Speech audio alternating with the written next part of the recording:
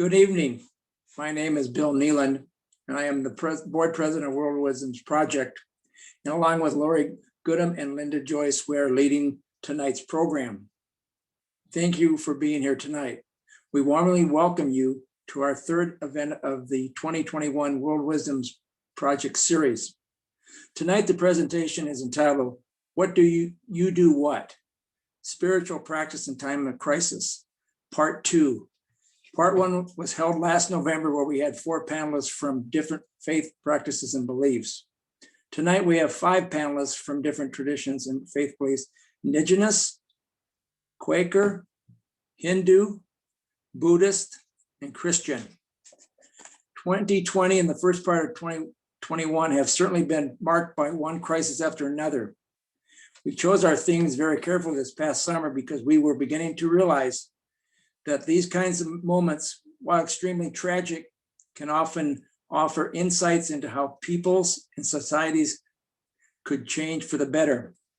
Many times these insights come as the result of certain spiritual practices that not only get us through the experience, but also paves the way for new insights into what course of action to take in order to make needed changes.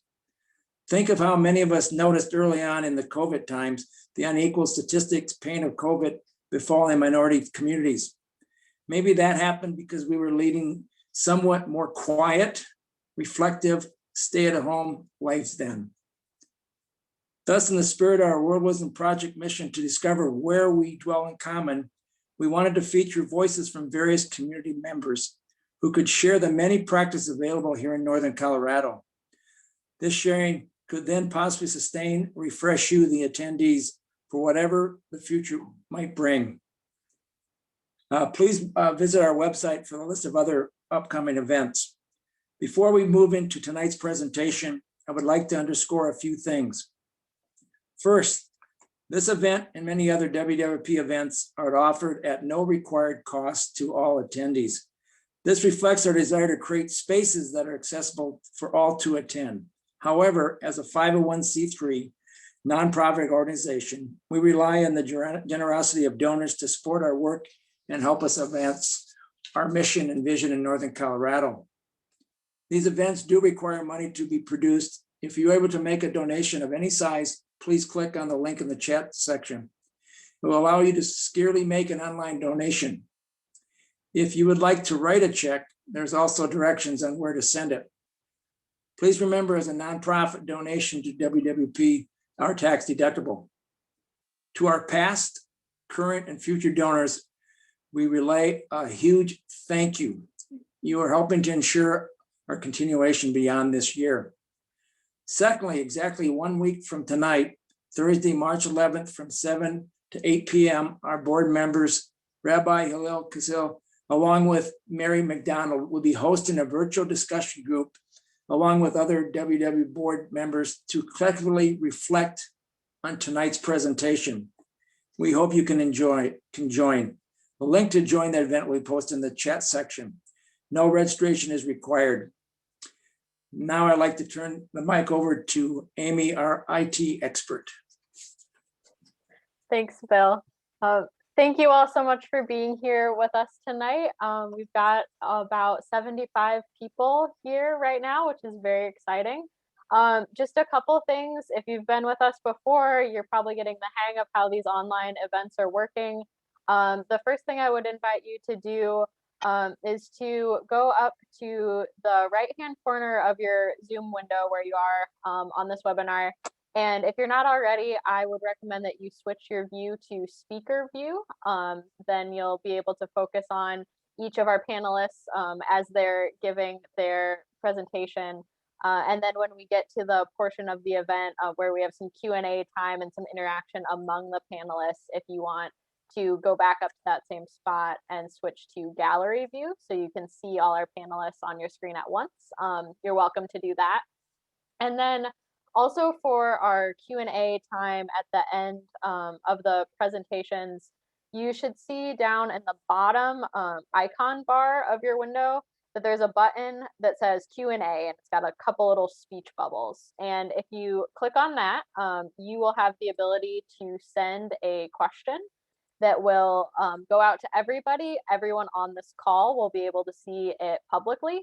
And our moderator will be sharing those questions with our panelists. Another thing you can do on that feature that's neat, when you open it up, if you see that somebody else has already asked the same question that you had or something very similar, there's a little thumbs up icon underneath that question. And if you click on that, it'll show that you also have that same question and it'll get moved up on the list. So vote for questions that you also want to know the answer to, and that'll help us streamline things on our end. And it's a little more interactive that way. So that's nice too. And then just last thing, if you're having any connectivity issues, if you get kicked off the call for any reason, no big deal. You can get right back on. Just go and use that same registration link that you received by email, and you can sign on and off as many times as you need to, but hopefully you won't need to do that. So now I am going to turn it over to Lori, and she's going to introduce our panelists for this evening.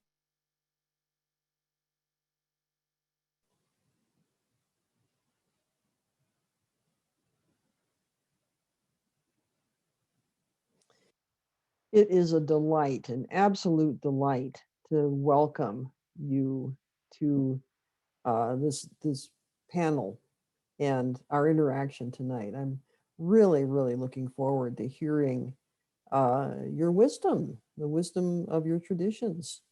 So for our audience, we have Vivian Ephraimson Apt, who's a Zen Buddhist Dharma teacher with the Plum Village community of engaged Buddhism, and a founder of the Peaceful Heart Sangha. And as somebody with multiple faith traditions, Vivian values cultivating interfaith understanding. She's also the manager of well-being initiatives and adjunct faculty at Colorado State University. And we've got Christine Diani, who's a regular attender of the Fort Collins Religious Society of Friends meeting. Her Quaker faith and practice are grounded in silent worship and expressed by serving on Quaker committees, facilitating nonviolent communication workshops, and practicing contemplative drawing. Makhan Choridas is affiliated with the Radha Krishna Temple in Denver and is a faculty member in philosophy and religious studies at Colorado State University. He's spent the past 25 years studying the religious traditions of India, both as an academic and as a practitioner. He's lived as a Buddhist monk in India, and he now teaches courses in world religions at CSU. He took refuge with a Hindu guru in 2016 and practices the teachings of Gaudiya Vaishnavism. And he's a former board president of World Wisdoms Project. Dr. Doreen E. Martinez is an associate professor at Colorado State University. Her expertise is in indigenous knowledge systems and socio-political land and environmental issues. Her work focuses on how cultural knowledge, the theoretical grounding of our lives, is engaged and practiced. She's Mescalero, Apache, and Pennsylvania Dutch. And Dr. Melanie Rose has served as lead pastor of First United Methodist Church in Fort Collins since 2017. She has served a variety of urban and rural churches as chaplain at Hendrix College in Conway, Arkansas, and as a district superintendent with oversight for 40 churches in Denver and Colorado Springs. So welcome these gems of people to our time tonight. I would like to start with Vivian. Vivian, how do the teachings and practices of your community or spiritual tradition support its members? How do they engage you and work on behalf of the earth, the beings who live here, and people who are in need? And what practices do you yourself engage in that have informed how you see and respond to these needs?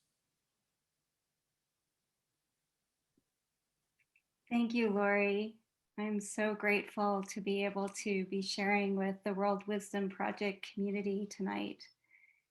So I have the privilege to get us started, which is sometimes also a bit daunting.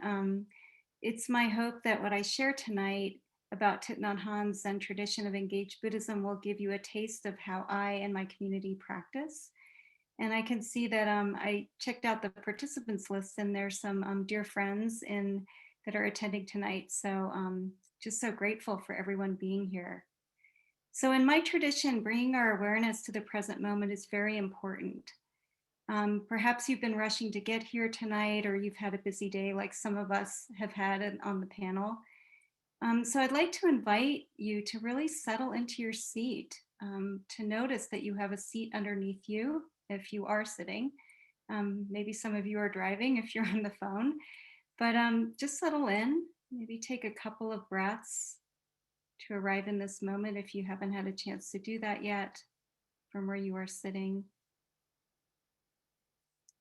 And then just take a moment to notice that we're all here together, that this is quite a vast Zoom room, each of us in our own spaces, maybe in Northern Colorado, maybe beyond. And that there's been a lot of time and care that has gone into preparing this evening, the World Wisdom staff and volunteers and the panelists. And notice that we're stepping in together to the richness of our traditions that we bring here tonight, and the practices and teachings and the communities that we practice with, so that there's really a lot of support around us.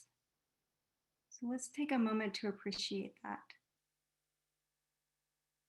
As my teacher, the Venerable Thich Nhat Hanh, has often said, that everyday moments, that they're precious moments, that they're wonderful moments, and even that they're legendary moments.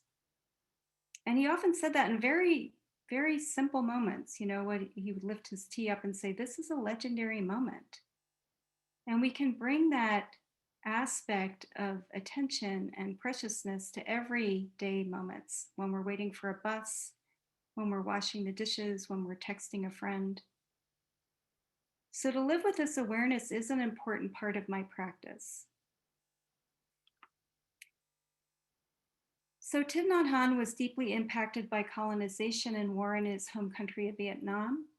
In his words, he said, "Contemplative reflection on the suffering of living beings is not enough.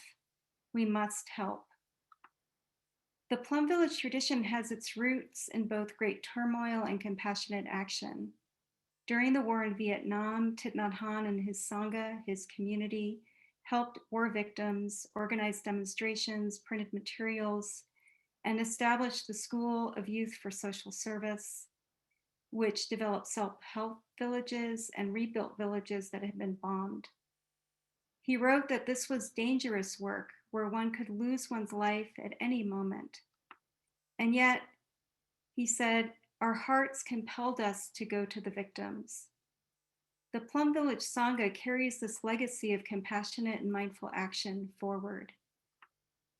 Thich Nhat Hanh came to the United States as a graduate student in the 60s and collaborated with social and peace activists, including Martin Luther King and the Berrigan Brothers. As a result of his social activism work, he was exiled from Vietnam and settled in France, where he traveled and taught in many countries, including the US. He was invited to teach, and this is a short list in the United States, inmates in prison, veterans, mental health clinicians, educators, government officials, law enforcement, and people of color. He and the monastic and lay community of practitioners were focused on reducing and healing suffering through practices in daily life and cultivating deeper understanding, transformation, and healing. I'd like to share a little bit about how I came to this practice. I am from a family that was deeply impacted by Nazi Germany. Cultural diversity and social justice have been important to me in my personal and work life. I read at one point that strengthening mindfulness helps us develop cultural sensitivity. This led me to read a book by Thich Nhat Hanh. As I learned more about him and his practices, I felt resonance with my family's refugee experience and my multicultural one. I began practicing mindfulness and engaged Buddhism with a Sangha in Colorado and organized retreats with Thich Nhat Hanh and other teachers. I co-founded a Sangha in Fort Collins and a regional group for Colorado and Wyoming. Decades later, I was invited by the monastic and lay community to become a Dharma teacher. This was an unexpected path, and I'm deeply grateful for my Zen lineage that goes back to the Shakyamuni Buddha over 2,000 years ago. I'd like to provide a taste of daily and Sangha practice. In Buddhism, there are ethical aspirations that are known as the 5 precepts, or in the case of my community, the 5 mindfulness trainings. We recite these trainings regularly and reflect with one another on how to practice them. Here is the first one. Aware of the suffering caused by the destruction of life, I am committed to cultivating compassion and learning ways to protect the lives of people, animals, plants, and minerals. So you might imagine that we can apply this first training to much of the suffering we are facing today. In our daily lives, we might decide to catch and release bugs from our home rather than kill them. We might become aware of the treatment of animals in food production and choose to eat a plant-based diet. We might take a look at how much we consume and ask ourselves if we can live more simply. We might notice health disparities, housing disparities, and food disparities and take action to resolving them structurally and for the folks that are impacted. We can also apply this first training to daily activities like eating a meal. For example, we might use a mindfulness verse, something known as a gatha, to bring ourselves into deeper connection.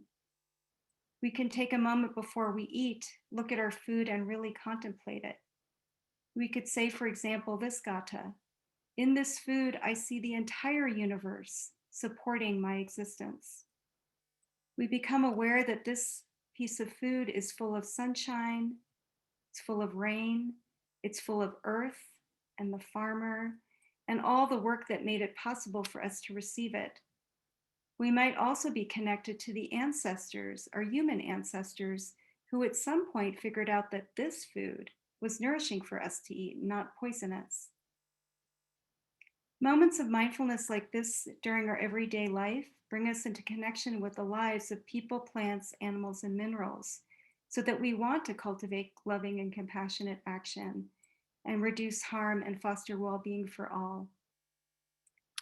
A big part of the life in the Plum Village tradition is practitioners gathering together to practice together as a community, as a Sangha. We meet for sitting and walking meditation, chanting, singing, and teachings.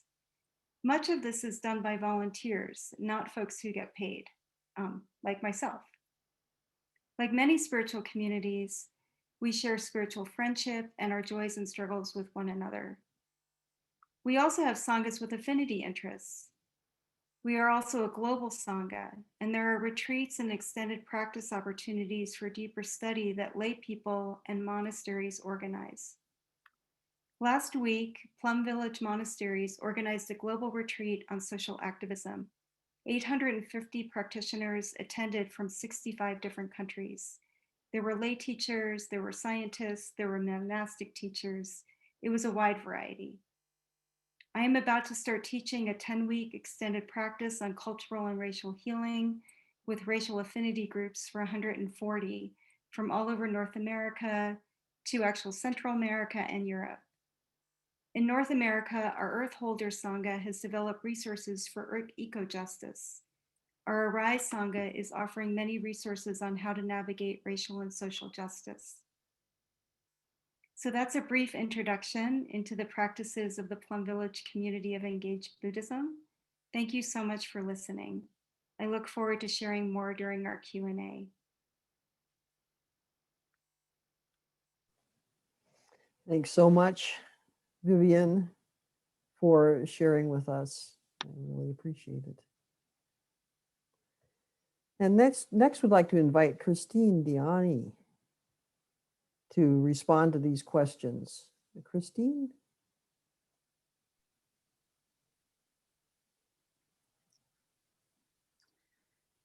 There you Thank are. you, Lori. So, Christine, how do the teachings and practices of your community or spiritual tradition support its members?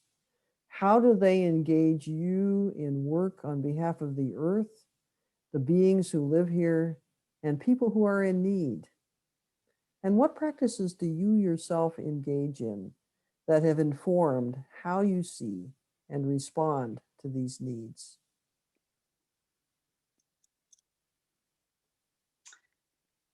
Thanks, Lori. Hi, everybody. Welcome. It's nice to see you all here.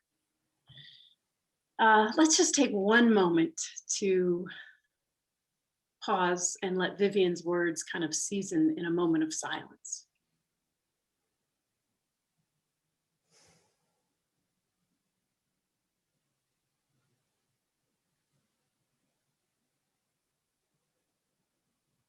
Thank you. So the Fort Collins Friends are liberal Quakers, and that means that we worship in an unprogrammed format. So we have no clergy, we don't have program, we just have silence, and we have each other. So in non-pandemic times, we sit in a plain room in folding chairs facing one another. And this form affirms our equality in accessing and sharing the words of the Spirit. This equal reverence for each other's ability to access Spirit causes me a little bit of discomfort when I see that I am billed as a spiritual leader. In the Quaker case, I am just one of many.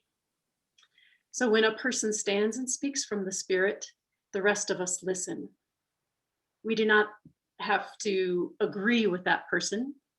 Our only real obligation is to listen wholeheartedly and take that message in and pay attention to how we're reacting to that and what our truth is telling us in response to what was said.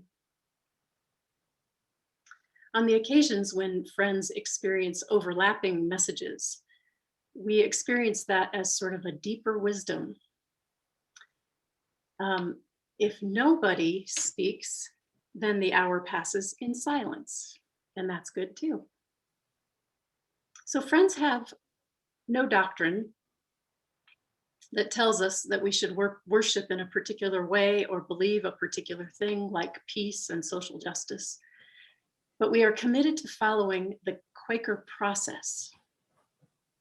The process's main goal is to ensure that our hearts and minds are rooted in Spirit and that we are honoring that of God in each of us.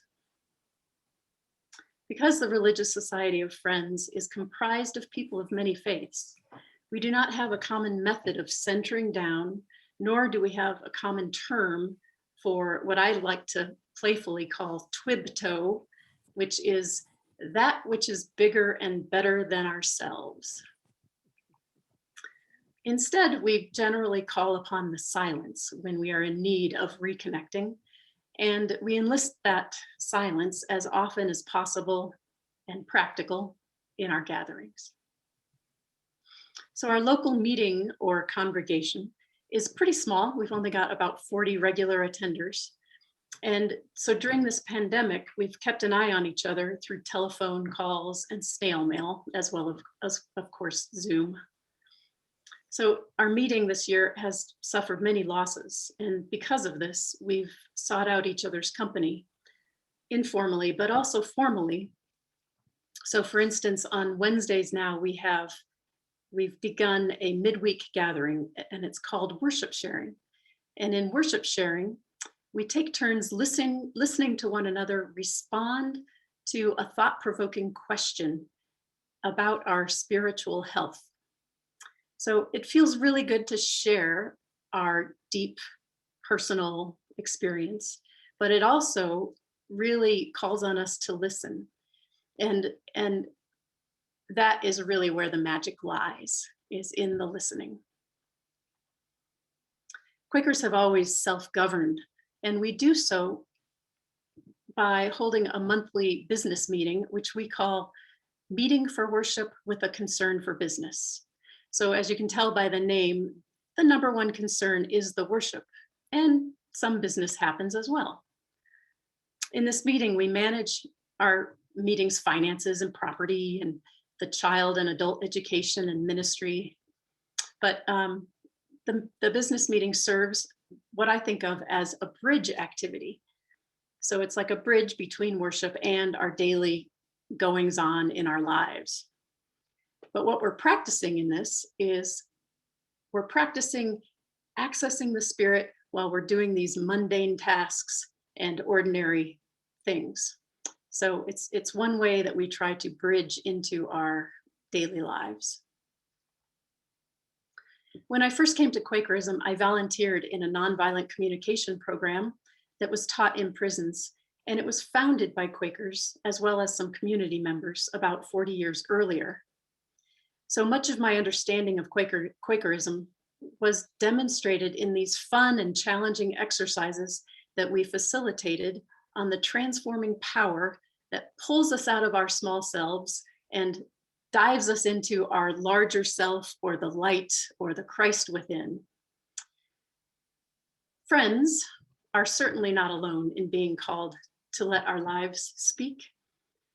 Two longstanding national organizations that were established in the 20th century aim to recognize the equality of all people, challenge hereditary privilege, struggle against oppression, and reduce suffering inflicted by violent conflict. The first group that I'm thinking of is a lobbying group on Capitol Hill, and they lobby for liberty and justice for all, including the environment. They also organize Easy Way for Friends across the nation to advocate for aligned legislation. The other organization has a Denver office that is focused on providing support and advocacy for immigrants that are being held in a private detention center there. And their main objective is to partner with organizations that are ingrained in the process. So they assist and they become allies of these organizations. My personal Quaker practice continues to unfold along with my yoga and meditation practices. They dovetail pretty nicely, and certainly they inform each other. Over the years, I've been led to facilitate workshops, as I said, in nonviolent communication, but also in this contemplative drawing practice that has sort of evolved and unfolded in my own quiet worship time. I've also conceived of an idea called the Beauty of Sorrow workshop, which I have yet to actualize, but it still nags at me. So I think I am still being called, and eventually that may unfold. One other project that I'm excited to get involved in is the Braver Angels organization.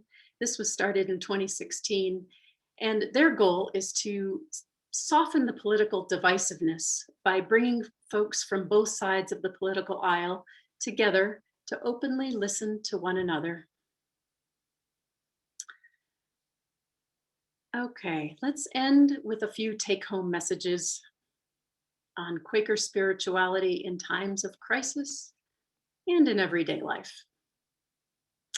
Number one, we do not have all the answers all by ourselves. We need each other, and we need that which is bigger than ourselves to get us through. Number two, the beauty is in the struggle. If we did not struggle, we would all be lounging on beaches and sipping fancy drinks, and we would not have the need to gather and to search and to grow. Number three, listening builds relationships. Good relationships are at the heart of living a good life. We need to nurture relationships in ourselves, with each other, and with the divine. And with that, I'd like to pause for another short moment of silence, and then I'll close with a prayer from Saint Teresa of Avila.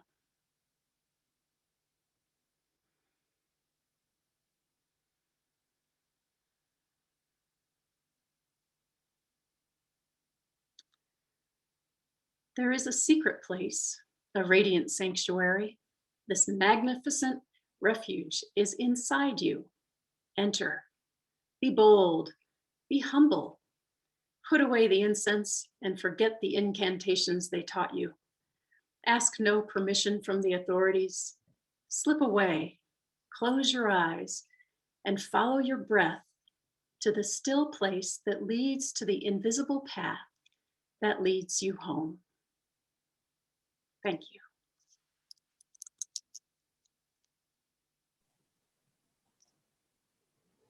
Thanks so much, Christine. And thanks to both of you, Vivian and Christine, for your slowing us down. I really appreciate that.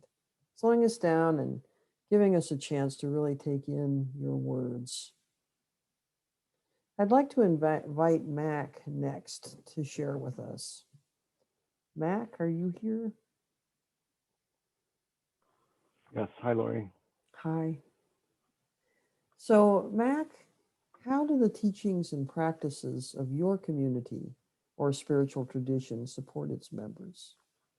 How do they engage you and work on behalf of the world, the beings who live here, and people who are in need? And what practices do you yourself engage in that have informed how you see and respond to these needs? Thank you, Larry. Excuse me. Thank you, everyone. It's a singular honor for me to be here and to be reconnected with the World Wisdom Project community. I have a previous connection to the board and I've given some talks in the past, and so I'll go a little off script and thank my dear longtime friend Jim Reed, who I see in the participants list, who first introduced me to this program probably 15 years ago at this point. So it's an honor to be with all of you. And it's an honor to follow Vivian and Christine and to precede our other guests. They both did such a wonderful job that I fear I won't be able to live up to that standard. But I will, like they did, invite all of us to pause for a moment in my tradition, which I would say is Bhakti Yoga, the path of devotion. I often will, before giving a talk like this, say a quick prayer so that I may represent the tradition well and hopefully speak something that is of interest and value and benefit to those that are listening. So as I say my prayer, I encourage you to just sit and close your eyes and again, like Vivian said, kind of just settle in and listen to it. So Om Gyan Timarandasya Jananjana Shalakaya Chakshudun Vatangina Tasmai Shri Guruve Namaha Nama Om Vishnu Padaya Krishna Prishtaya Bhutale Srimate Vaisheshikata Sadikari Iti Namine Nama Om Vishnu Padaya Krishna Prishtaya Bhutale Srimate Bhaktivedanta Swami Iti Namine Namaste Saraswati Devi Gauravani Pacharine Nirvashesha Shunyavati Paschachari Tanine Sri Krishna Chaitanya Prabhu Nityananda Sri Advaita Gadadhar Sri Vasadi Gauda Bhakta Vrinda. So thank you for indulging me on that. So I am, as Lori said, a member of a Gaudiya Vaishnav tradition, which is an ancient Indian tradition. It was kind of re-enlivened in the 1400s and was kind of introduced to the rest of the world in the 50s, 1950s and 60s. And I became involved with that group through a series of fortunate events and accidents and signs. And so the very secret to what bhakti is devotion. And when we translate the Sanskrit word bhakti, we can say devotion or we can say selfless service. By giving, we grow and enjoy without limit. So giving service to the divine source nourishes us from within, just as watering the root of a tree nourishes the whole tree. And so that's really what the the thrust of the service is, what the thrust of the teachings are, rather, service. In a sacred book in our tradition, the Bhagavad Gita, Krishna teaches that we are to practice bhakti through something called karma yoga. And karma is a Sanskrit word that means action. And so like Vivian offered, when she said that we can connect with the present moment through, taking a walk or drinking our tea or washing our dishes. And like Christine said when she talked about the bridge practice between, connecting worship and connecting service. That's really at the heart of what my tradition teaches. So, excuse me, these are practices. The practices that we engage in are rooted in 5,000 years of tradition, and they have been passed down in lineage form throughout that period. And I have been fortunate enough to take refuge with a guru in this tradition who has graciously kind of offered to teach me and to lead me. In this case, we offer service to Krishna, and Krishna in Sanskrit means all attractive. And so, in the case of my tradition, it's a personified divine. But Krishna, service to Krishna can take any form you'd like. We all perform service in countless ways, every day, in every minute of our day. One of the primary means by which our community has supported each other is through the idea of a sangha, and Vivian used that term also. So it's a sacred community, and it can be on many levels. So a sangha, we could consider ourselves a sangha. Everybody that's gathered here tonight could be a sangha, people supporting and caring for each other and learning from each other. In the case of a religious tradition, my sangha is the community of people that worship and practice together at our temple. And our sangha is the community of people that practice and worship together all around the world. And so that sangha becomes very tangible, especially in times like this, when we rely on each other and we need the support of each other and can be of some service to each other. We have 4 pillars of our practice, of our expression of belief. One is sadhana, Sanskrit word that means spiritual practice. And so every day I have a spiritual practice where I use a mala and chant the holy names, a mantra on my mala. And so I'll chant the holy mantra. So it's called the Maha Mantra, the great mantra. It's Hare Krishna, Krishna Krishna, Hare Hare, Hare Ram, Ram Ram, Hare Hare. So 16 simple words, and it's an evocative calling out for the divine, supporting myself and my community and my friends and family. The second kind of pillar of our practice is called satsang, and that's being in the company of those that uplift us. So I think we certainly can see a taste of that when we hear about Christine's wonderful gatherings, a group of people that can, even in the unspoken silence, there is a sense of support and care. And so satsang is really important. The third pillar is sadachar, which means intention.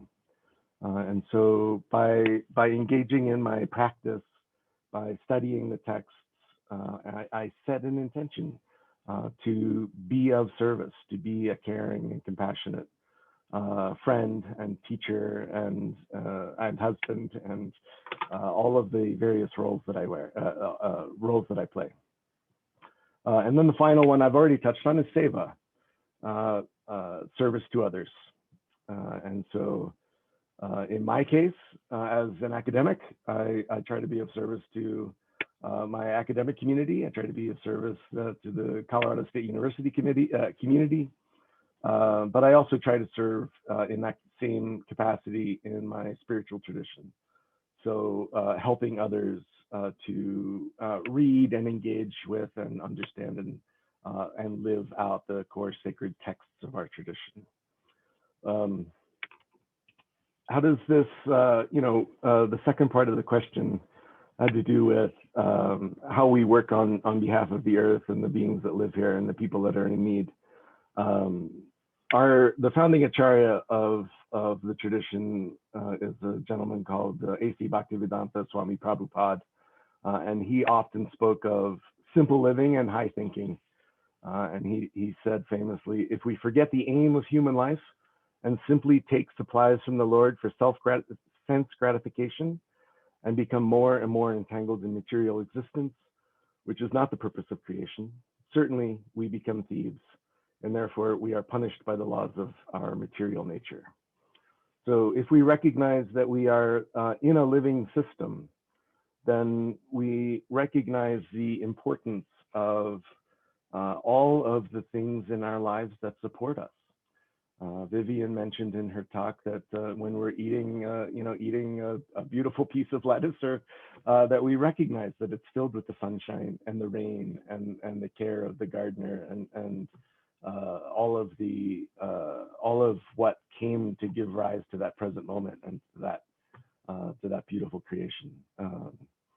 And the Vedic teachings, the ancient teachings of India, are the kind of the core teachings that fed into our understanding of life as a living system, as Earth as a living system. So we try to take only what we need and set aside the rest for others. Vedic teaching, is also one of our primary practices is offering sanctified food, sharing sanctified food together. And the International Society for Krishna Consciousness, the kind of the parent organization of in my tradition,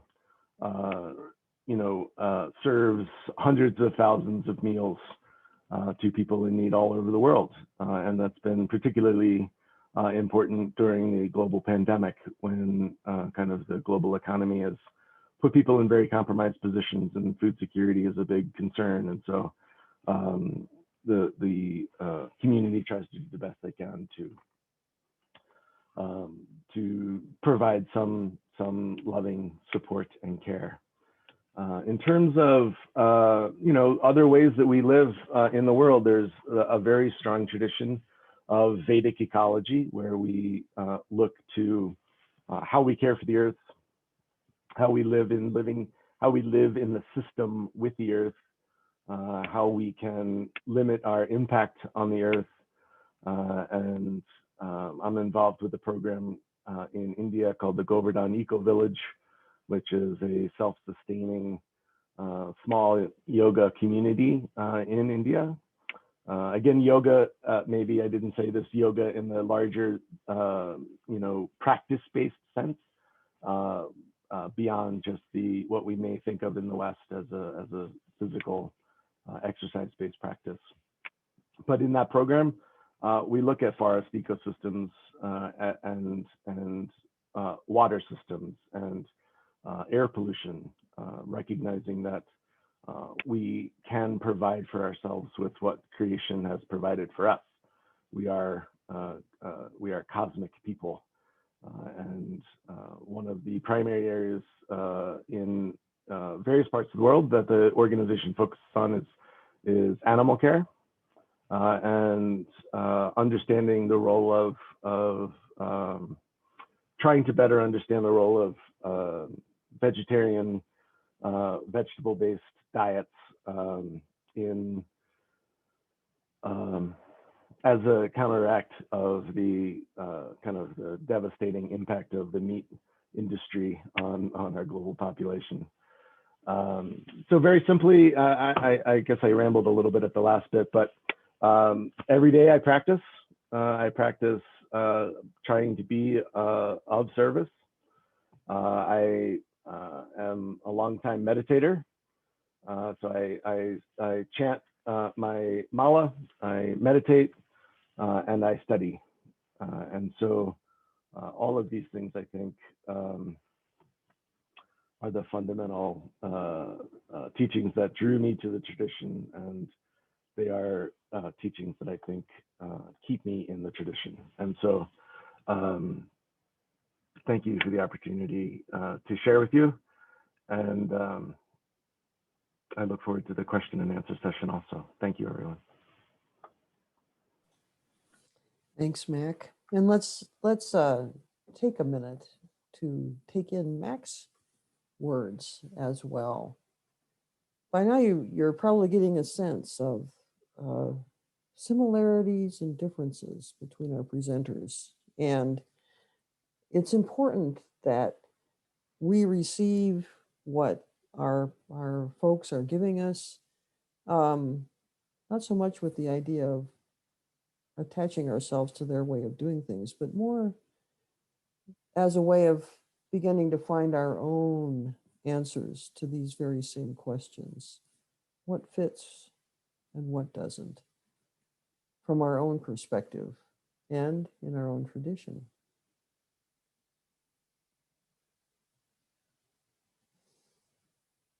So next, I'd like to invite Doreen to speak. Doreen? I'm here. Okay. Doreen, how do the teachings and practices of your community or spiritual tradition support its members?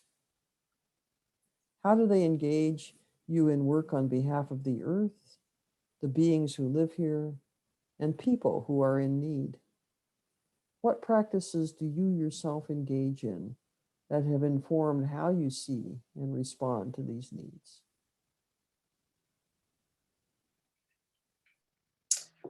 So thank you all for being here. I hopefully won't talk too loud and or too long. I'm going to put myself on a little timer here to make sure.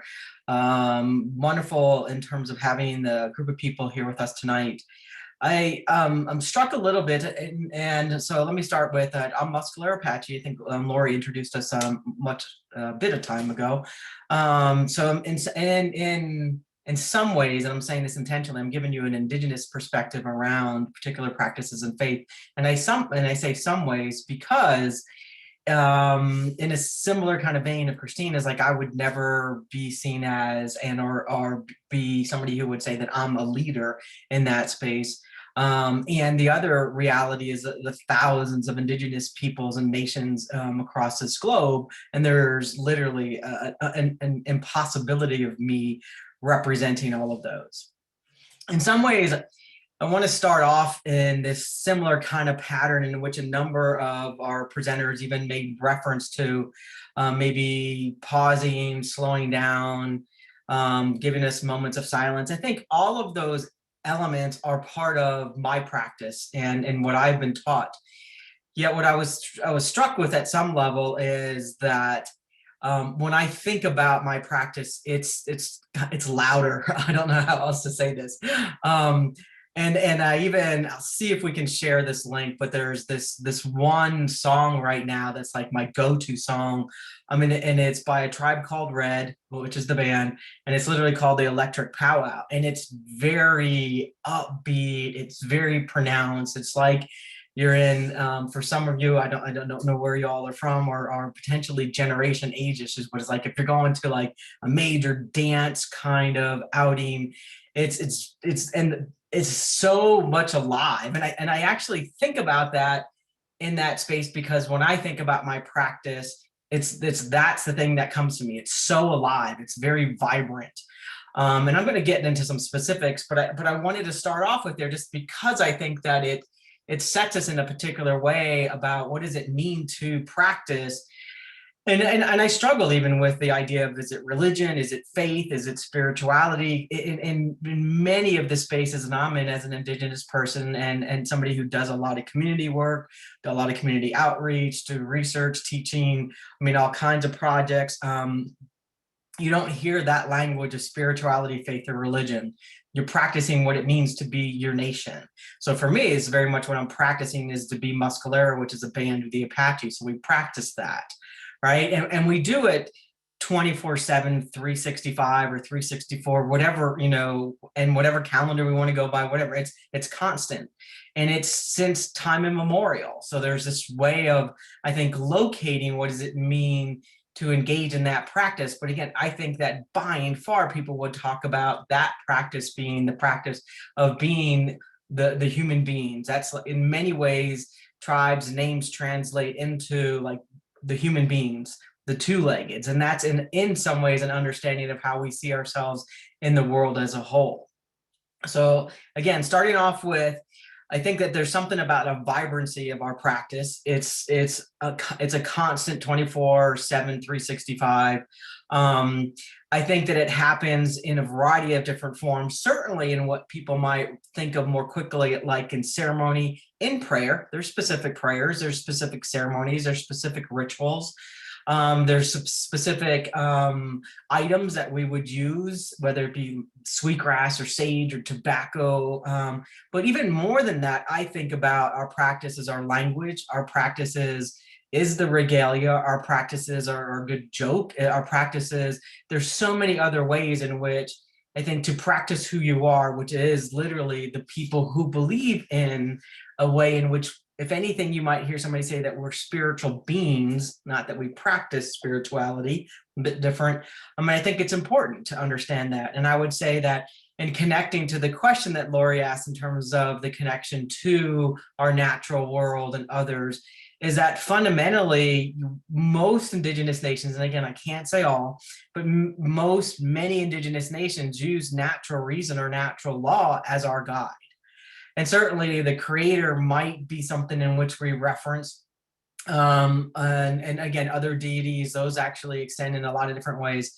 But there is a fundamental connection to natural reason and natural law to guide us in all of these processes. And I just really quickly saw that that's like 5 minutes already. So I'm gonna move through some of this really quickly. In the Muscalero tradition, we actually believe that life is a great mystery. So that is a big thing for me in terms of my curiosity, which is part of answering this question of kind of how it informs our consciousness. Is curiosity informs that consciousness, right? Awe, wonder informs that consciousness. So as somebody who's Muscalero, the mystery does that. Key to this way of being is that we have a responsibility in the ways in which we engage. And we have a responsibility very much to the collective. And I'm saying the collective in a particular way, though. The collective isn't this abstract thing. It's not just this replacement for community. I know my collective. I know who I am answering to. I know who I have been gifted from. I know who the 7 generations are. So this is some language that some of you may be familiar with. So I want to say that responsibility is really significant in terms of the kind of ways in which we engage in the world. And even having a responsibility to the mystery is I will then engage in particular ways in which I foster that relationship to land and the natural environment. And you may have heard this with, particularly the No Dapple pipeline, in which the indigenous people there talk very much about being protectors and not protesters. So that's some of the language, right? Humility becomes real critical to the collective.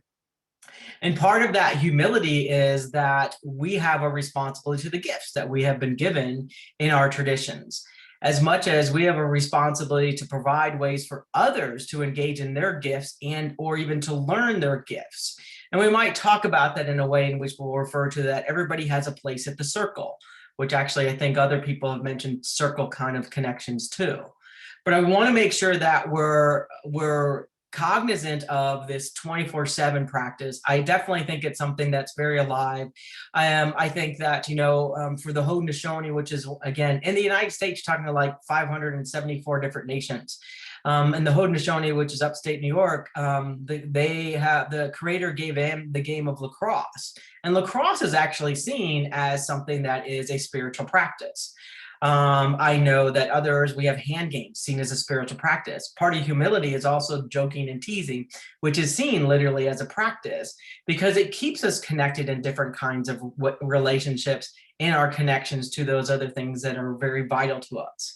So I think that those are some of the key components. And again, I just really quickly surface very little, but I want to end on some direct answers in terms of these questions. So how do we transform a consciousness in our practice? I think we have to understand what our consciousness is that we're carrying, right? So what's the one that we're carrying to even know what to transform through or into?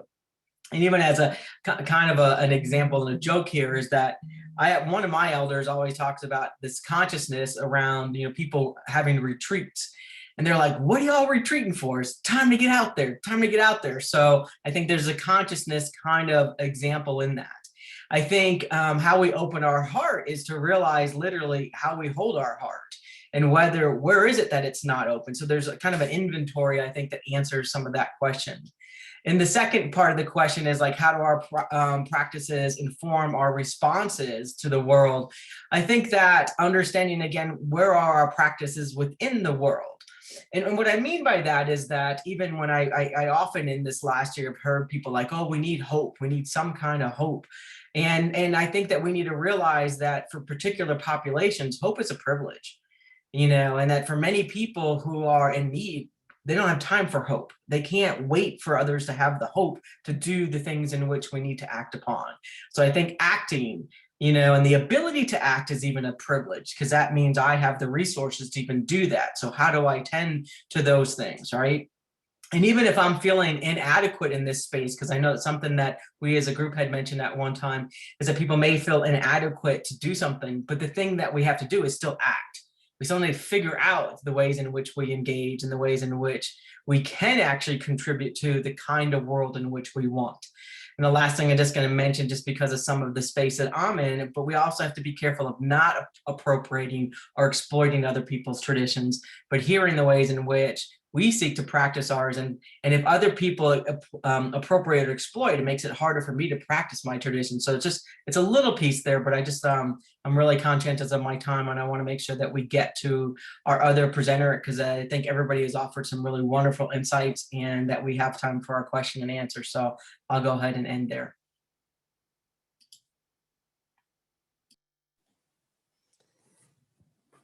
Thanks a lot, Doreen. And again, take a minute to take in what Doreen has shared with us.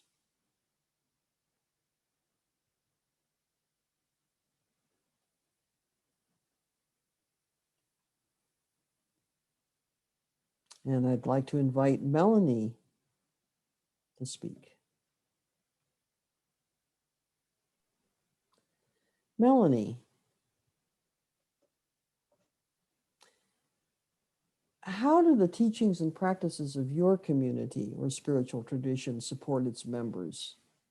How do they engage you in work on behalf of the earth, the beings who live here, and people who are in need?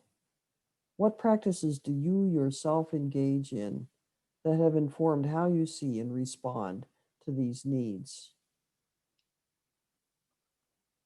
Thank you, Lori. I'm humbled to be with such spiritually evolved fellow panelists, and I too appreciate the emphasis on silence and prayer as a spiritual practice. It's a good reminder for someone like me who talks for a living, who can be tempted to think speaking is a spiritual practice. So thank you all for sharing. It's humbling also to go last.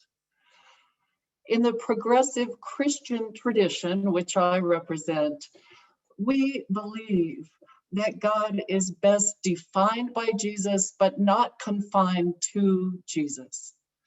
This is important in light of Christian exceptionalism and elitism that is all too common. We don't believe that God is confined in any way, or that Christians have a monopoly on spiritual truth.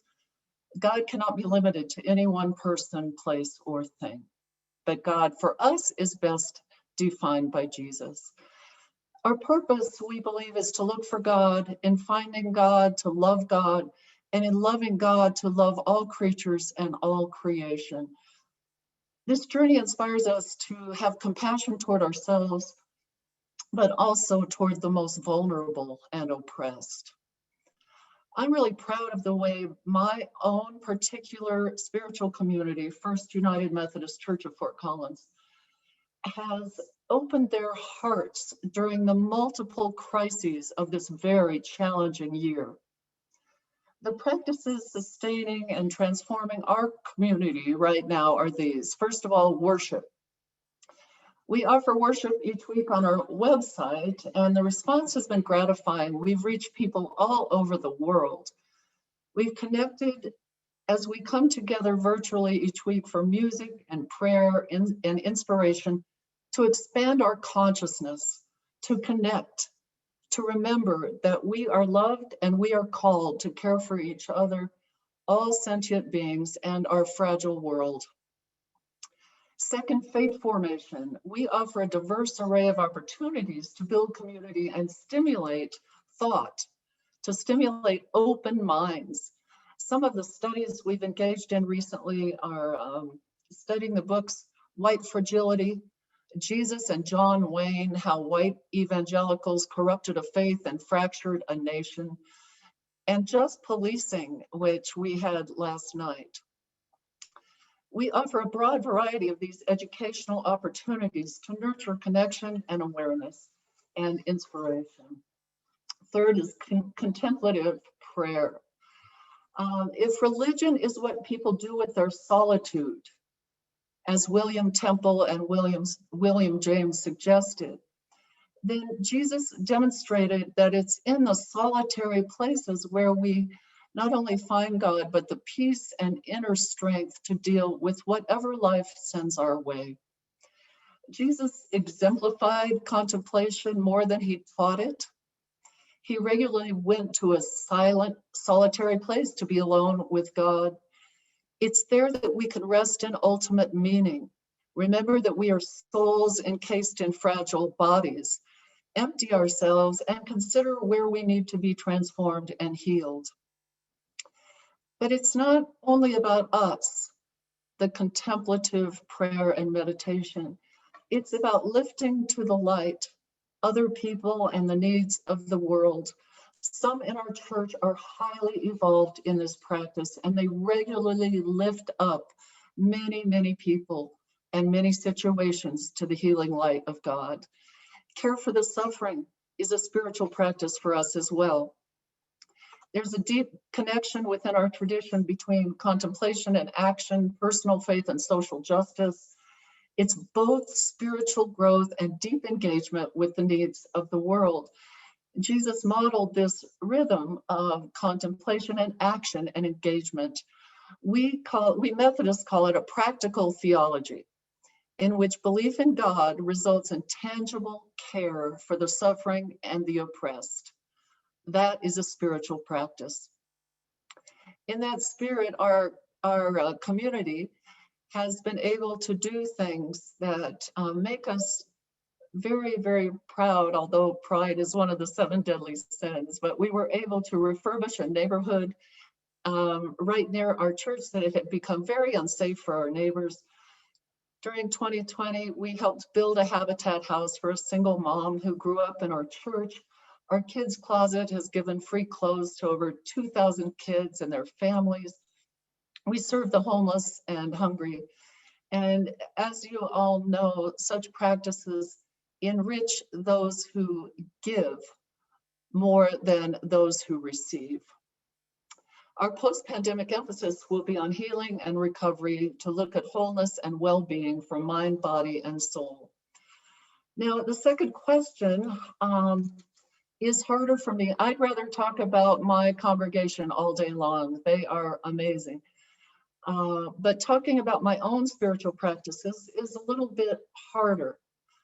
Several months ago, a friend asked, what is saving your life right now? And my first thought was not spiritual at all. It was dark chocolate, binging on Netflix, long walks, reading Wendell Berry, wearing yoga pants most days of the week.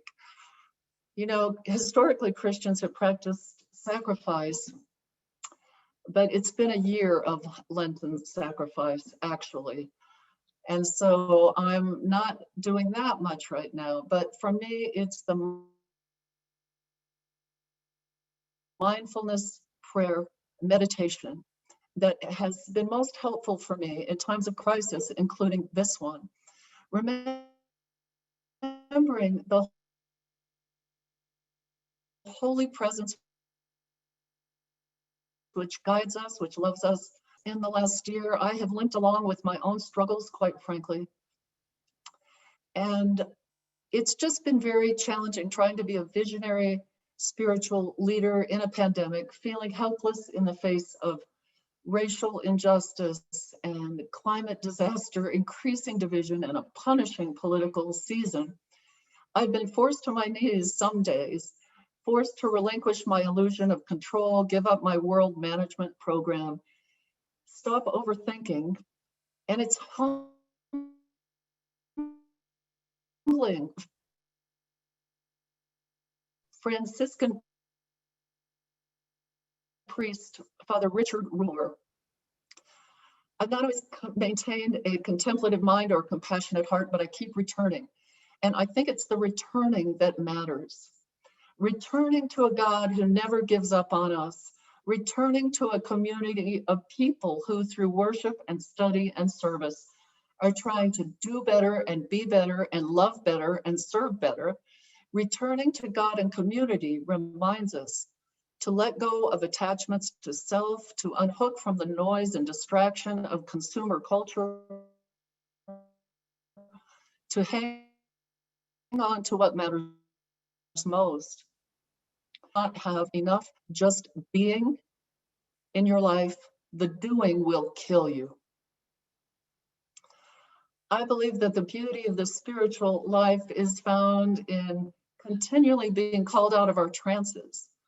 Our trance of thinking we'll be happy when everything works out the way we want, the trance of taking ourselves seriously, trances of superiority, white supremacy, patriarchy, American exceptionalism, waking up again and again to goodness and beauty and compassion for all creatures and all creation, and that includes ourselves. Essentially, it's returning and remembering, contemplation and community that empower me to respond to the profound needs of the world in a time of crisis and at every other time. I'll close with a quote from Barbara Holmes from her book, Joy Unspeakable, Contemplative Practices in the Black Church. She writes of an awe beyond words. Joy unspeakable is not always inspired by beauty and goodness, but God can use every circumstance of our lives to draw us ever more deeply into eternal consciousness.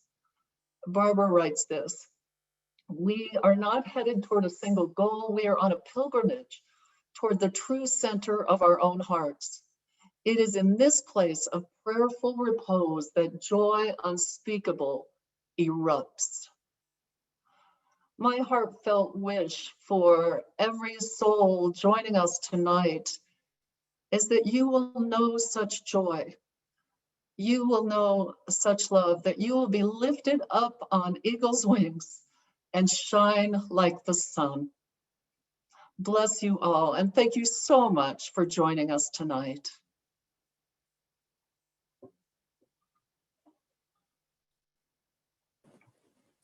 Thanks, Melanie.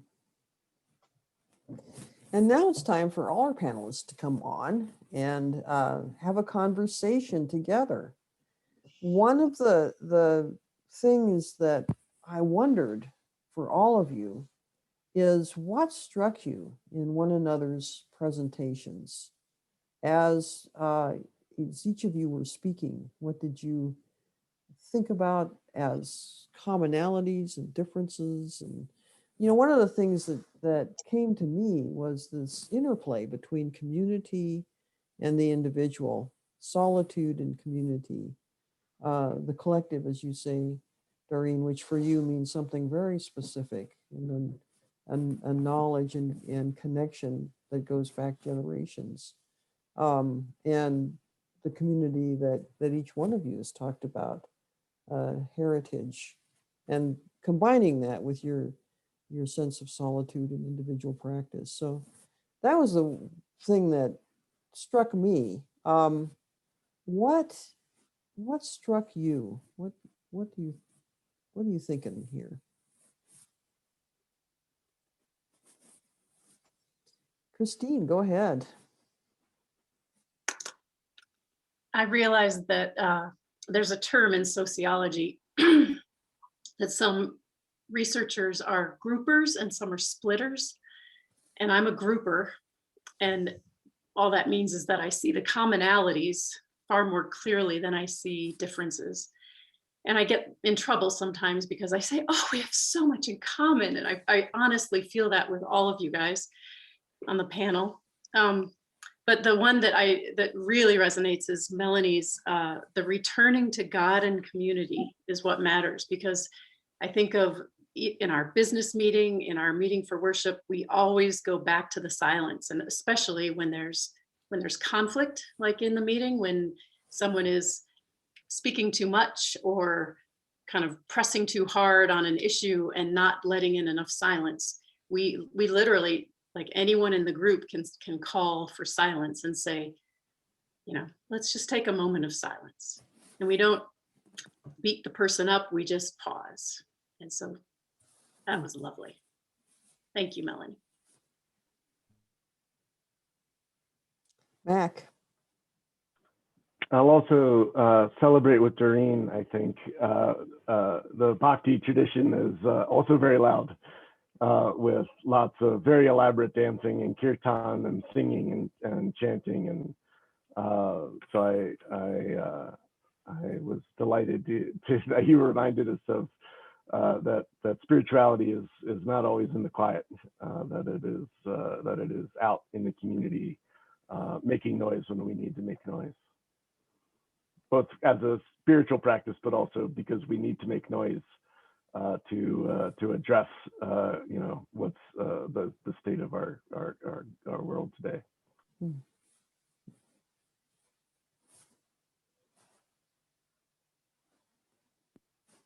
Yeah, I'd love to relate into that, Mac. And Doreen, I also, I had this feeling that if, we could hang out for hours, we could listen to the electric powwow and hear some of the beautiful kirtan from the Bhakti tradition. And one of the things that I thought about was many of the practices in the community of Thich Nhat Hanh have been actually put to music. And one of my practices that lifts me up and keeps me going is actually chanting and singing.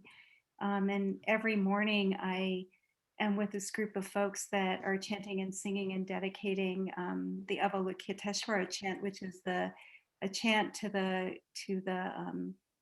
bodhisattva, the helpful being of compassion. And we can all be bodhisattvas, as all of you have said so beautifully, all of the compassionate action and the service and the support and the protection that every community is offering.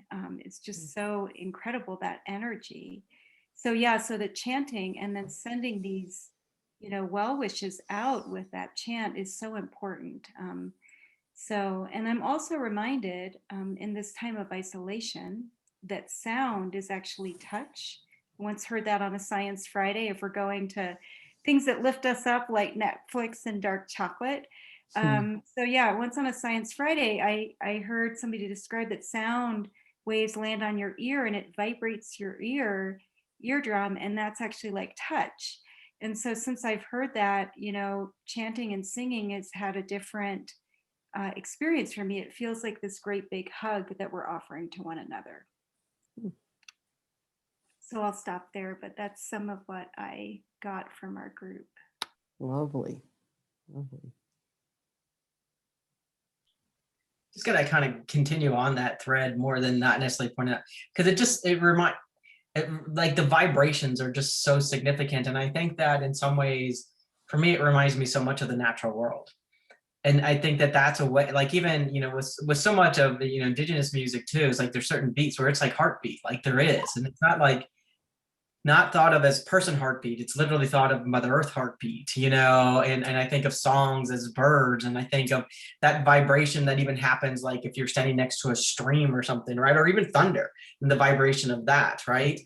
And it's just this way in which I think that we can embrace, to me, that's why natural reason is something that's so fundamental to indigenous cultures, is because like it's teaching us and it's helping us. I think that so much of it is like the joy. So in some ways, where Melanie, you ended in terms of kind of that gift, but I think that that's part of it that's there.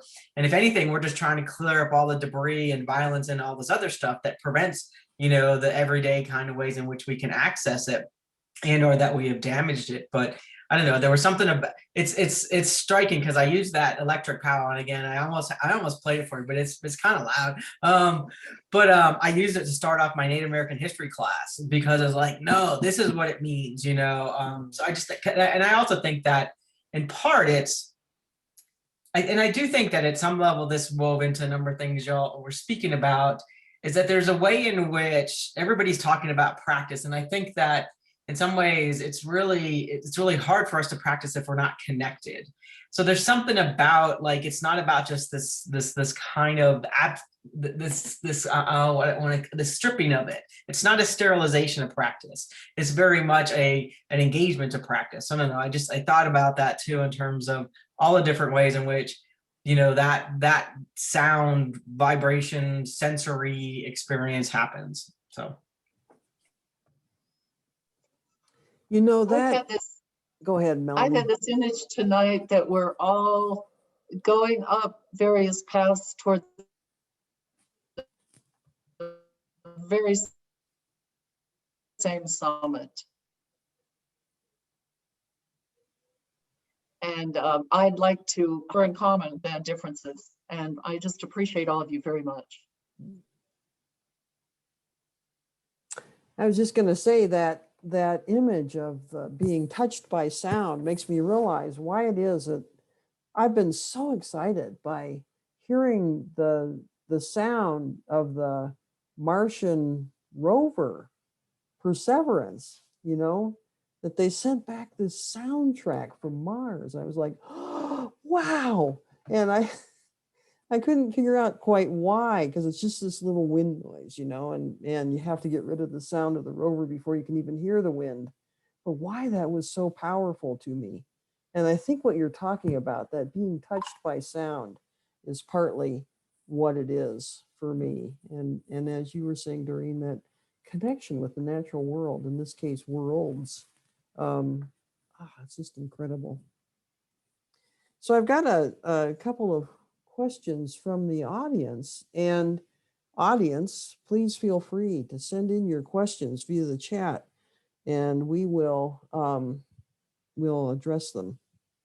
So one of them is to you, Christine, your practice of contemplative drawing. I'd like to hear more about that. And if the image behind you there has anything to do with that, if that comes from that. It doesn't.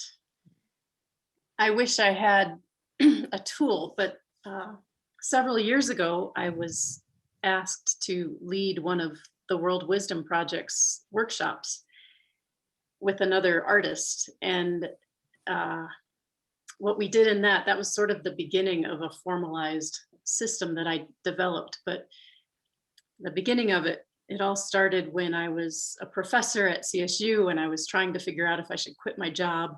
And somebody gave me a book by Pema Chodron.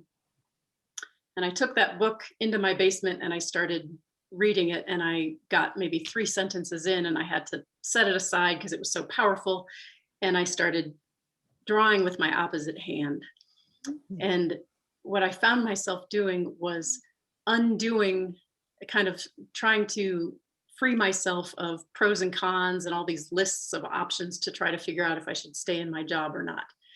And the beauty of the Buddhist, as I've heard Max say, Buddhist light teaching was that to try to let go of what we think is right and what we think is what we know, and just kind of let the non-knowing in.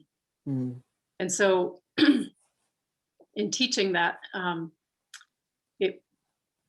we had a wonderful time, I thought, going through several different drawings to really unwind our preconditioned habits and what we think we know is true and right, and really just kind of loosen up our grip on what we think we got all figured out. Yeah. Yeah. That's about it. I'm not sure what the I don't know. It'd be good to be in a conversation so the person could say, tell me more about that particular, Yeah. because I'm not sure what else to say. Well, we'll see if more comes in.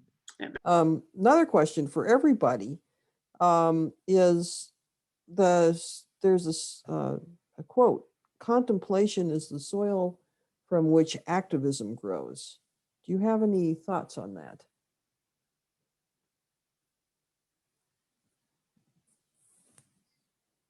Contemplation is the soil from which activism grows.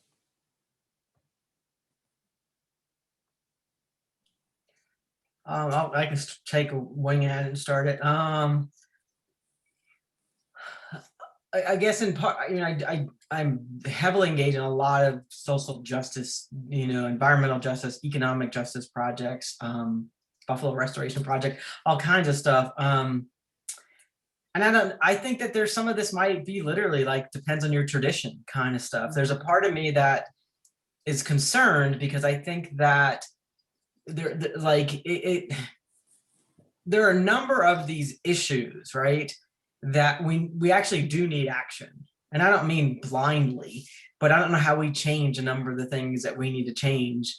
I think contemplation can help in terms of aligning it properly, or grounding our efforts appropriately. So I don't know what they mean by contemplation. At times, in part because of what Christine just answered too, is like, I think it can be a particular conceptual thing that is good. I mean, at some level, we're all in teachers at some way or other, and concepts help and like words help in these things too. So I don't want to deter that. I think that many of us had talked about particular kinds of practices in which we would, reflect, search, question, I don't think that in itself leads to activism.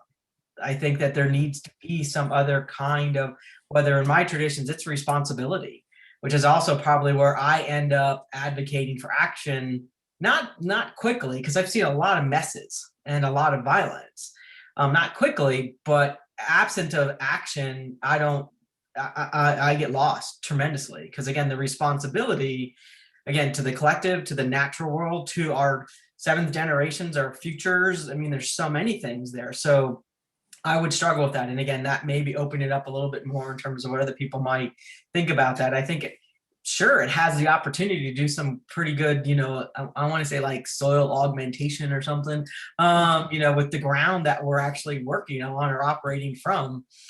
I don't think it automatically leads to activism, though. I think that we need to have some other impetus and almost responsibility with that. I think there are people who contemplate and that's where they stay. And it's not of me to say that's good or bad, but to answer that question more specifically, no, I don't think that leads to activism automatically. The rest of you, I see nodding heads. Yeah, I Doreen? really appreciate that, Doreen, because one of the criticisms with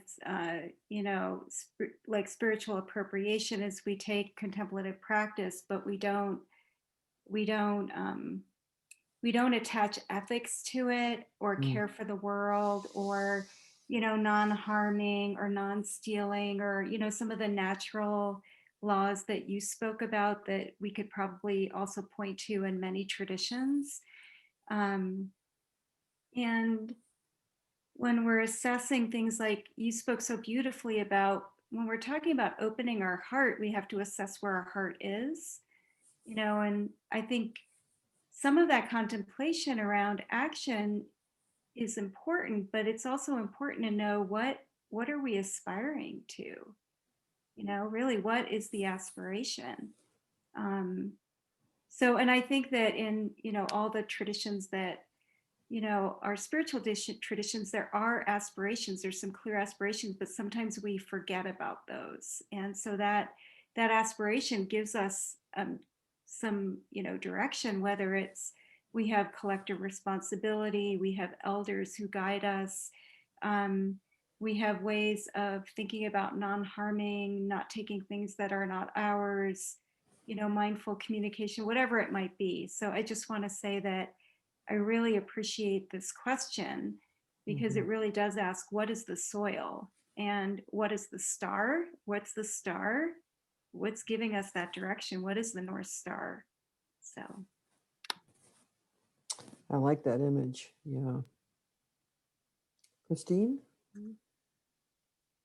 I realized that a good analogy with the soil is that when we speak from the silence, when we're in contemplation and we're sharing, you know, we'll say something that we think is a message from beyond that's meant for the group.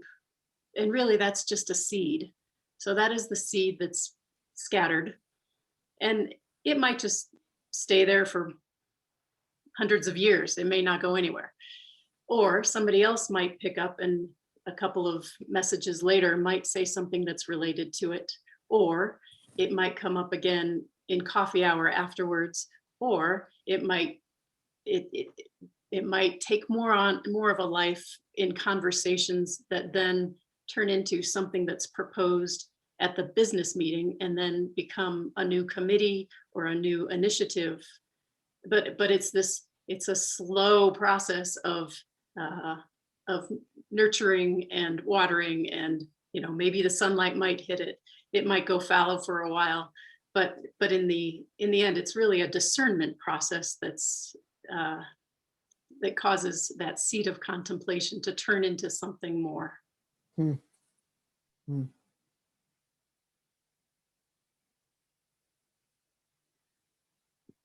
and Christine, that follows the deep listening that you spoke about so beautifully.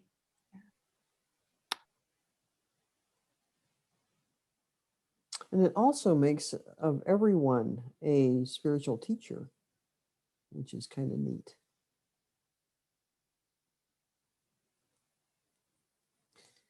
Another question. Can you talk about music in your traditions? Do you have a long history of particular music, or do you incorporate, quote, modern music such as rap? We kind of got a hint of that from Doreen, but what about some of the rest of you? And more from Doreen, of course, also. So Matt? yeah, I'll start. Yeah, so you know, the early Vedic traditions were a tradition of sound. Oh. It was an oral tradition for thousands of years, and so I resonate literally with the idea of sound that we talked about earlier. But and as I touched on when I was speaking with Doreen, you know, my tradition does have a very long history of celebration through music and worship through music. It's a very lively service when COVID allows it, and lots of music and dancing. And it does take many forms. My very dear friend and godbrother, Madhu, is the bassist for a punk rock Krishna devotee band. And another friend of mine is a woman called Johnny Harris, who makes her living, you know, recording spiritual sounds and spiritual mantra and chanting, and so it's a very important it's very important in my life. I in fact listened to our computer recording of a kirtan before this call, just as a, you know, as a way to tune in, to ground myself. So thank you. Melanie. in our tradition, music has been essential. The Psalms, in fact, in our Judeo heritage, the Psalms were the hymn book of ancient Israel. And so chanting, singing has been integral to the Christian tradition forever and continued through the Black spirituals throughout history to Handel's Messiah. Our church is known for its music.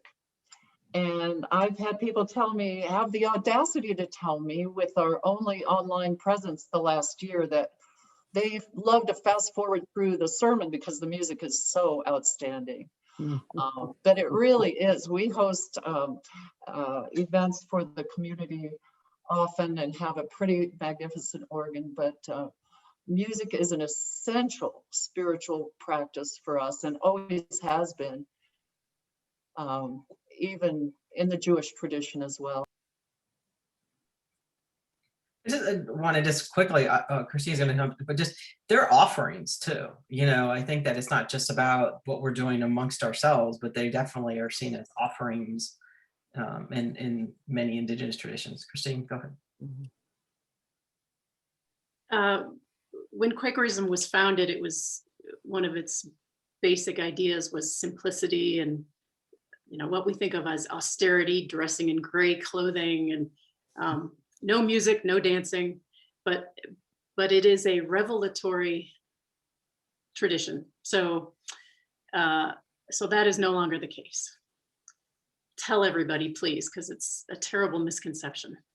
One of the most wonderful things and sad at the same time is that one of our members who died just at the beginning of COVID, she used to sing into the silence, and she had an amazing voice, and she would bust out into song, you know, after we've been sitting in silence for 20 minutes or a half hour or something, and you would just feel the song just like burst you wide open. And sometimes people would join in and sing as well. So you know, when I listen to Mac, when I listen to Doreen talking about the loudness and the vibrancy, it's like, I kind of want that in Quakerism, and we don't generally have it, but on the side we do. I mean, at our retreats and things, we always, borrow other people's methods, which we'll have to talk to you about the appropriation, Doreen, later.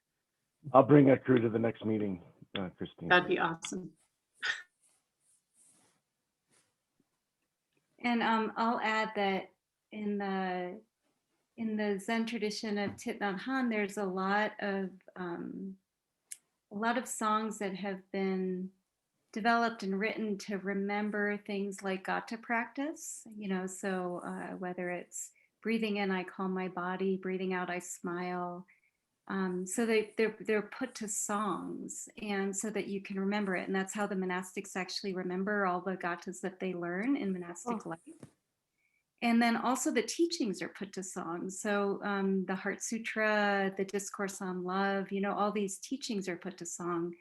And I think that is part of the oral tradition, you know, as Mac has alluded to, but also that these sacred sounds also can be very healing. There's also drums, you know, there's bells, meditation bells, mindfulness bells.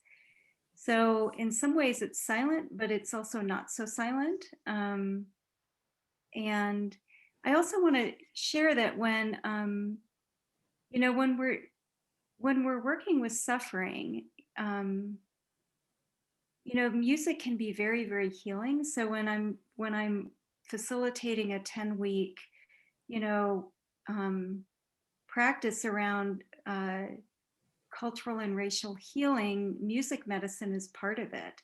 Whether it's, you know, something like Mamous, you know, we will be known by the company we keep, or, you know, something that is a sacred chant, but isn't all, so much music is sacred. So I just want to relate into that. And then also, I want to relate into something that I did not share before, but in the tradition of Thich Nhat Hanh, horizontal transmission from the community is very important.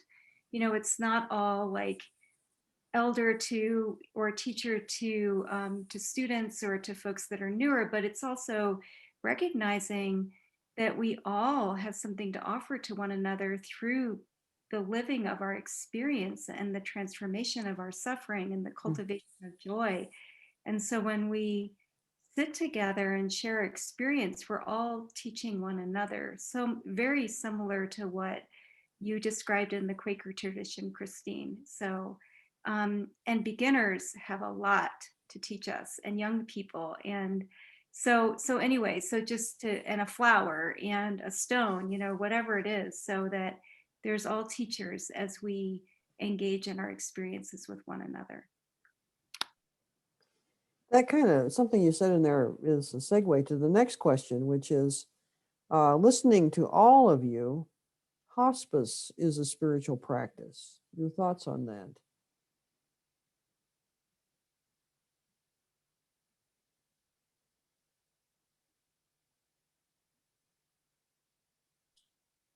Again, lots of nods. Well, I think just to kind of start it in some ways, I mean, I think it can be, again, I hesitate in the definitives of yes, because I think that there's something about intentionality. You know, I think that every person who spoke today, like there's a particular intentionality in which we understand our practices. It doesn't mean that it can't be, or it is. Again, I just hesitate on the automatic, you know, because I think it depends on who the practitioner is. And I don't, it could even be that actually it's a very spiritual engagement for the receiver and, you know, whoever is receiving it, because it is this, you know, I think of, there's some work in indigenous communities that talks about how there's been a very westernization of death, you know, and in many collective societies, you would be with people and you would be telling stories and you would be, you know, so it's a very different process. So I think in some ways that's what hospice does, right? It takes it away from this kind of sterility and the kind of almost aversion or hands off of death, but it does it. There's a grace, you know, at least intent that, from what I understand, the intent is that there's something much more about the graciousness of being with others during that particular phase of their journey, time of life. And again, you can even think about how people would phrase some of that. I always have some hesitancy saying yes for sure, because I don't, you know, that's a big one to claim, so to speak.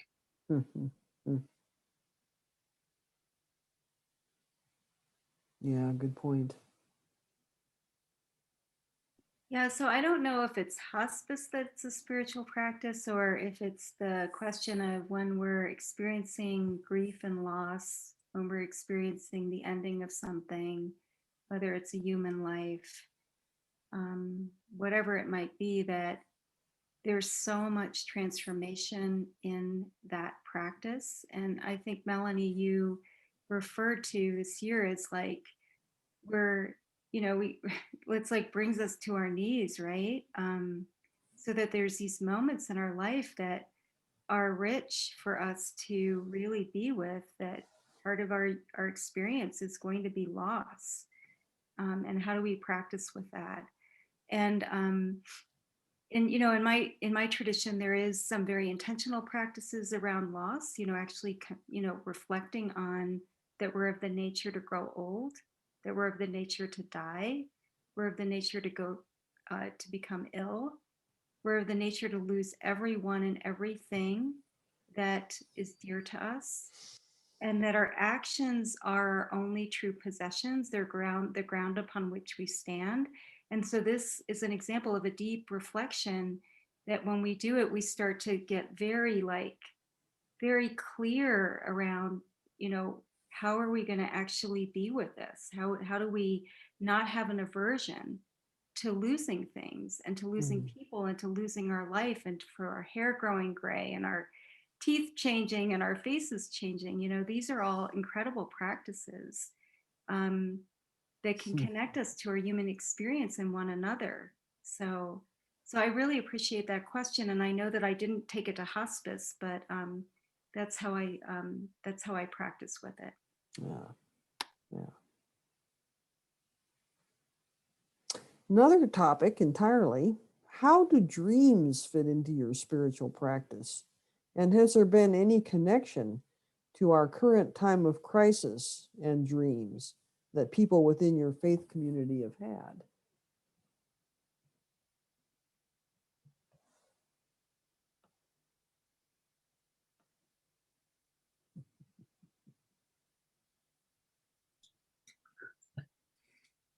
I feel like we could ask about nightmares. Mm. Mhm. It's just not, that's not my space. I don't know. Mm. No big dreams have come out of your communities. Mm. What about insights from the time of COVID? Things that have come to you that are specific to this pandemic and its um, trials, I guess, or challenges, or what have you.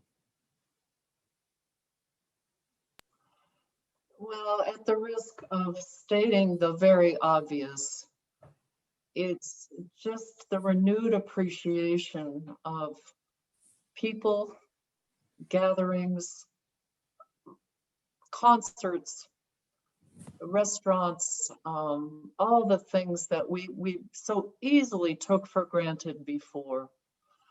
But also the appreciation of time and deepening relationships and trying to connect and seeing the suffering. I think there's been so much that we've taken for granted for so long, but now so much that we are seeing that we did not see. And so while I never would have wished this crisis on the world or on anyone, I think many, many gifts will continue to come from it, and shame on us if we don't learn those lessons well and treat each other tenderly Mm. and appreciate the good gifts of this precious life more than ever before.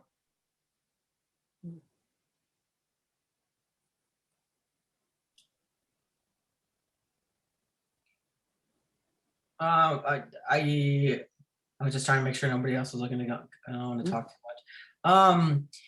I think it has heightened at some level the seriousness and the implication if we fail to listen to our knowers. People knew. I mean, a lot of scientists have predicted this, and whether it's capitalism or nationalism or other things, people, they don't want to pay attention to it. There's tons of different things that indicate that we had knowing, and so it reminds me at some level too, like of kind of this some maybe for at least some of us a certain kind of reawakening. I'm using that intentionally around what happens when we ignore the signs. Mm. I think that there are also signs that are out there, and I don't necessarily mean in the entire apocalyptic kind of thing, but it felt really close that we were there in a variety of different ways. So, I think that, in indigenous traditions, so much of it is driven by knowledge and data, and literally, again, that's natural law and reason and so forth. And I think that we did horrendous damage, in a variety of different ways, people's, our environment, what we're studying, how we're studying, why we're studying certain things. I think there's a whole lot more there. And I do think that certainly a number of our traditions call upon us to respond to those things, because I think particularly if we want to answer, the questions that we were given to engage in this conversation about, like, how do we respond to these issues? I think that that's a big part of it. In terms of how do we respond to the fact of what we know, what we don't know, who has the power to make determinations of what we do with that information. There's plenty of evidence that says we could land right back into this in a very short amount of time, because even how we're responding to it now. So I think it's bigger in terms of some of the other things regarding kind of globally. I think that Melanie definitely offers kind of this one perspective, and I just think that there's this other perspective too, in terms of how we need to pay attention to what we missed and why we missed it to get us into these situations. Thank you. Yeah, I agree. It seems like a very big kind of issue, and that we took a couple steps too far in not paying enough attention to the planet and our relationships and all of that. And those were bad. Those were difficult to deal with steps. I'm with you. And another question related is, do you see COVID as being something that was divinely given in some way? Or the opposite, is it something that, let's see, what's the wording it's exactly? Is it divinely understood, ordained by the divine? Should it be embraced or flushed out, feared or welcomed?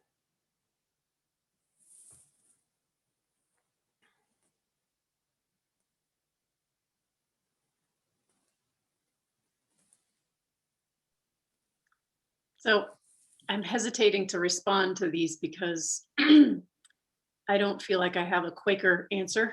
I feel like my response would be mine, which is, really interesting, but maybe not what we want here. I do think that the idea of kind of building on what Melanie said, that we need to learn something from all this, and I'd like to suggest that we learn from the opportunity to contemplate it, and to sit quietly and really notice where we need to focus our attention. So I think of essential workers. We've underpaid them for so long, and we undervalue them in so many ways, and there are many pressure points like that just really could use some serious attention. I also would like to just mention, in this time, it's not COVID related, but it's Black Lives Matter related. And I had a personal experience of kind of deep contemplation that the tendency is to say, oh my gosh, we've got to address these things. We've got to take action and really, bring justice, and that little piece that's before, where we contemplate, is important in many ways, partly so that we don't burn ourselves out, which I remember Melanie mentioning as well, because doing and doing and doing is really exhausting. But what I experienced was a conversation with a Black friend about, he's a police officer in DC, and we were talking about the unrest and his safety, and I had an experience where, in our conversation, where I viscerally felt some familiarity, some real threat to myself, in the way that I believe, and he affirmed, that Black people feel all the time. And that sort of visceral experience of compassion is something that I hope that we can experience, so that we can remember. It's really about remembering what we're going through now, because in 6 months, when we're all going to movies and out to bars, it's very likely that we'll just forget. And yeah, these are important lessons that we're being faced with. So.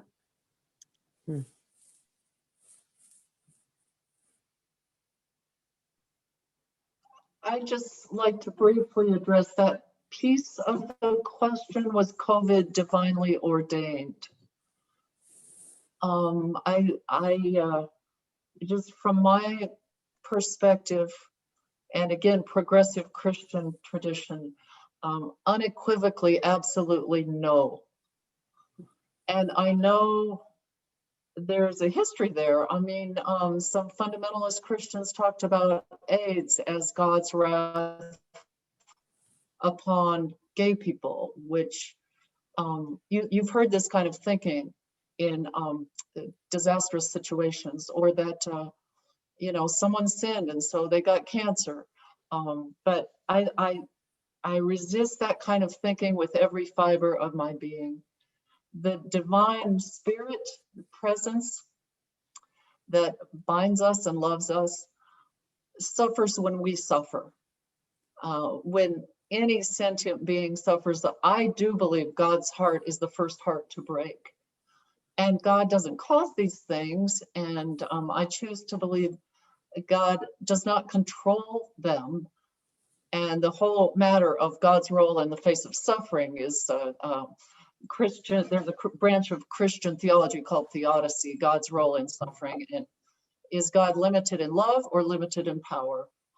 But there are forces in the universe, scientific, medical forces, forces of nature that make this world risky and hazardous and create things like COVID-19 and disasters and even cancer. It's not caused by God, but God is the one to help us through. God is the one to love us and inspire us to love each other through things like this.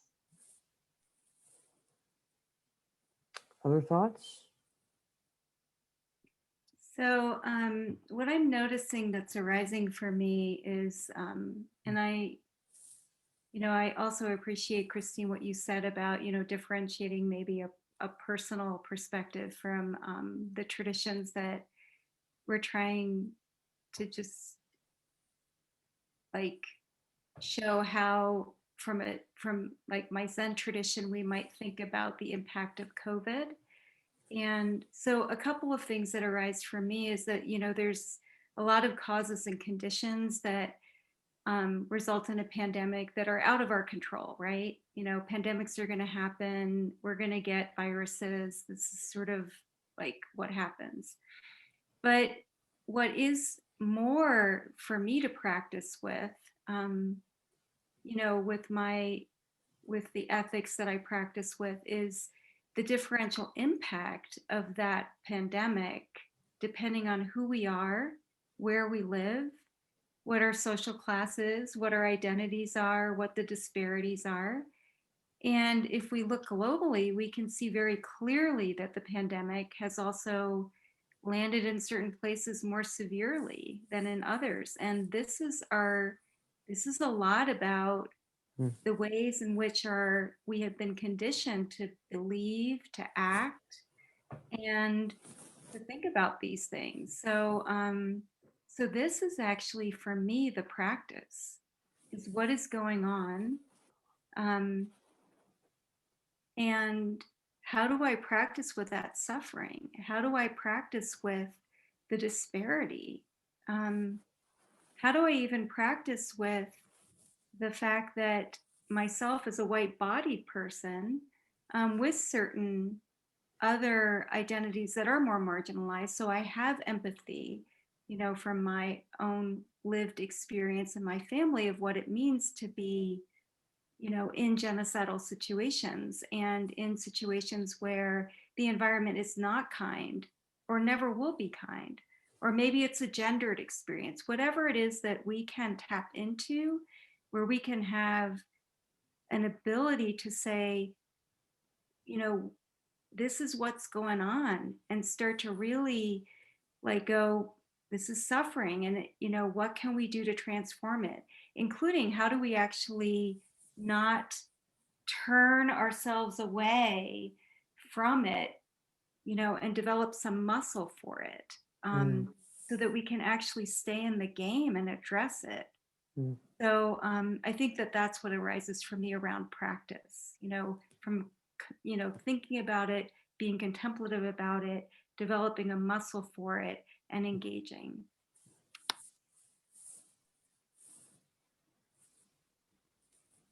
Reminds me a little bit about what you said earlier, Doreen, about hope being a privilege. Yeah, I mean, my fundamentals, we have a responsibility. So, I mean, it's easily the responsibility than equity in terms of the people that are carrying the burden. frontline workers, healthcare workers, the 500,000 people in America, let alone globally, who have actually passed from this. There's long-term issues that we still don't know about. There's actually been a lot of damage to the environment. Like Zoom calls are like really toxic for our environment. Yeah, they've done this analysis about that too. Like there's all kinds of things in which this is just, again, I think it exemplifies some of the inequities that have gotten so ingrained in our societies. And it really does. I appreciate Vivian, the kind of like build a muscle. I talk about show up. You gotta show up, you know? So some of that is maybe being contemplative in terms of figuring out how to do it or where to do it or getting the courage to do it or whatever you want to call it. But then we got to show up, you know, because in minimal, like one of the other, you know, philosophies in terms of the principles of Musculero tradition is that, you know, this is so people were created last in my beliefs. And we were created last, and it's literally a gift because the rest of everything else that exists can exist without us. So our very presence, our very birth, our very existence is a gift. And that's a big part of where I have a responsibility to how I then continue to live in the world and what I model for others. So I think the pandemic, I think it's the pandemic. It literally is the racial injustice in our country. It's the murder hornets. I mean, there's like all kinds of stuff, but it's not turn away. It's what do we do? You know, how do we understand our role in that? And certainly, what are we doing for the futures? The kind of world that we're leaving for our children is one that I definitely struggle with tremendously, but that's where you show up. Again, you try not to burn out, so that's where you also like have your jokes and your good powwow music. But you know, I definitely think that that's what the call is. We're responsible. Wow. Yeah. Well, we're about out of time. Some comments, observations for you all. One is that it just is so wonderful that you're willing to be so vulnerable without even being able to see your audience. And you are really appreciated for that. And also for the sensitivity and depth of your comments. We need both strong-minded, says one participant, both strong-minded activism nourished by a source and to know why we're doing activism. So again, thank you so very much for your willingness to come, to be vulnerable, and to engage with our audience in this very inspiring and thought-provoking conversation. And we will follow up with more in the small group later on. Yeah, another comment. Thanks so very much for amazing presentation filled with gratitude. And Bill, I will turn it over to you. All right. So Vivian, Melanie, Doreen, Mac, and Christine, thank you so much. That was so wonderful. So thought-provoking and heart-expanding reflection. It was and is inspiring. And I think we thank you for the evening. As we wrap up, I'd like to bring your attention to some of the other wonderful events that are being planned coming this year. There'll be some that come across the screen. So, and the follow-up, as I mentioned earlier, 1 week from tonight, March 11th, from 7 to 8, you are warmly welcome to join us for the follow-up discussion to tonight's presentation with Rabbi Gasil and Mary McDonald. Very much like to hear your questions, reflections within the warmth of a smaller group setting.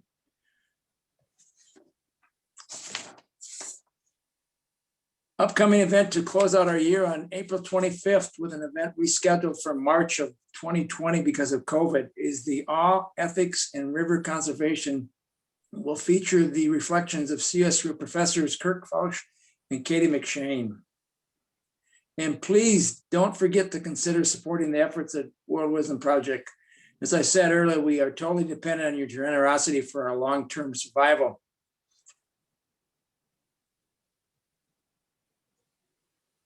And then stay stay current with WWP in these multiple media ways, how you can connect with us, our weekly email, one of the most personal ways, so consider signing up. And finally, your feedback guides us into formation of these programs. If you're interested, please click on the link appearing in the chat now to give us some feedback immediately, or click on the email that you'll receive tomorrow to do the same. For those of you who respond within 48 hours from now, we will enter you into a drawing for a $25 gift certificate for local dining carryout. And again, thank you, all the people that attended tonight for sharing this evening with us. We really appreciate you all, and thank you and good night.